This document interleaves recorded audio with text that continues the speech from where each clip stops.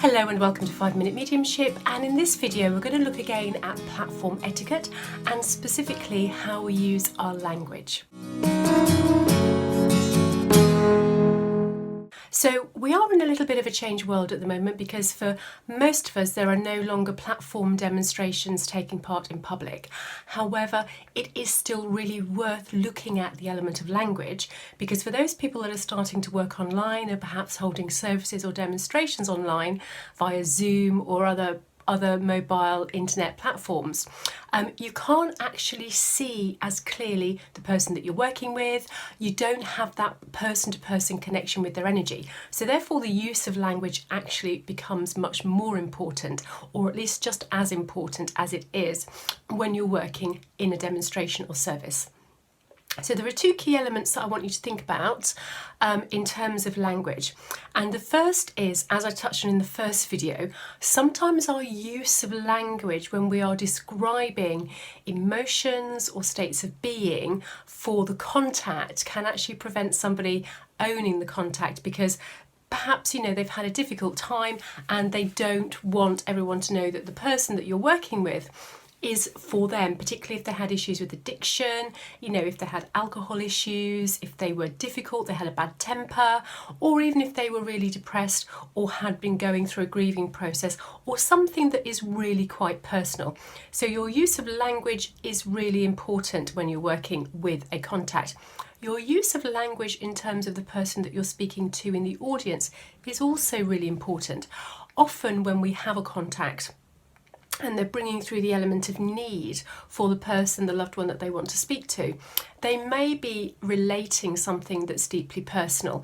They may be trying to support and comfort the person in the audience if they're going through difficult times. Sometimes it is about sharing memories and just sharing that presence and that essence, but we must remember that spirit always endeavour to fill the need of the person, the recipients in the audience. And so sometimes the specific contacts we get because the person in the audience really needs that contact at that moment in time.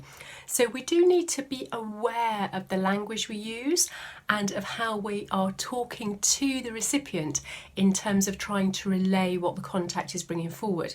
It could be that the recipient is going through a real challenge, personally, emotionally. Perhaps they're suffering a great deal of grief, perhaps they've come out of a difficult relationship, perhaps they're suffering real hardship in terms of finances, perhaps they're severely depressed or mentally in a very worrying place for themselves.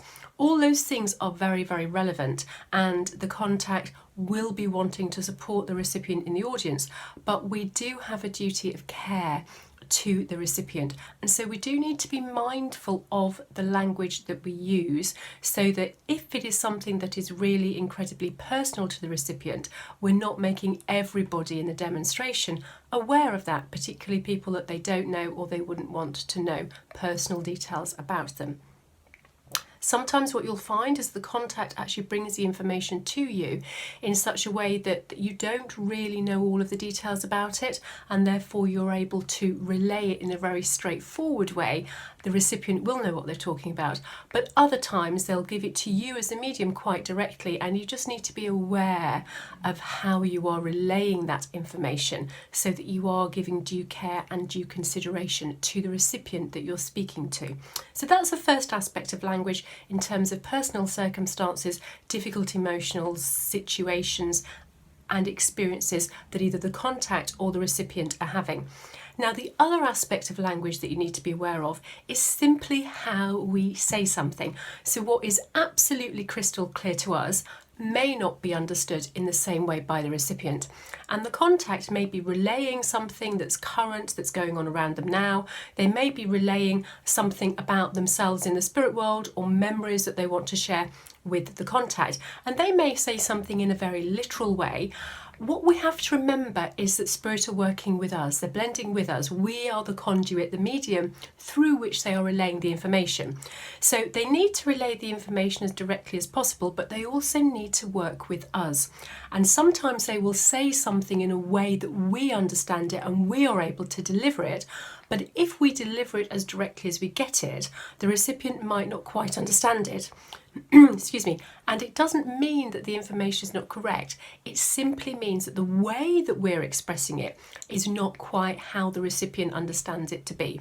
Now, there's a balance here between relaying the information truthfully and with accuracy and making it fit. And we don't want to make it fit, but sometimes a brief change in the language that we're using can help the recipient to understand what the contact is relaying. Very often what will happen sometimes in a demonstration is that you'll see a medium give a piece of evidence, the recipient doesn't understand it, and the medium will say, oh, well, that's what I'm being given, so that's what I've got to give, and I just have to give it to you.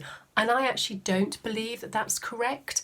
I actually believe that we should endeavour to work with the contact to actually try and clearly give across the information that they're trying to give so that the recipient does understand it. I do not believe that there is any information that's given in a contact that contact is giving to you as a medium for you to pass on to the recipient that should not be understood by the recipient. There might be the odd thing that they don't know about, which they can find out or which absolutely comes to pass. But if you're giving lots of information that the recipient isn't understanding, then there is something that isn't quite right, either with the link that you have with the contact or with the language that you're using.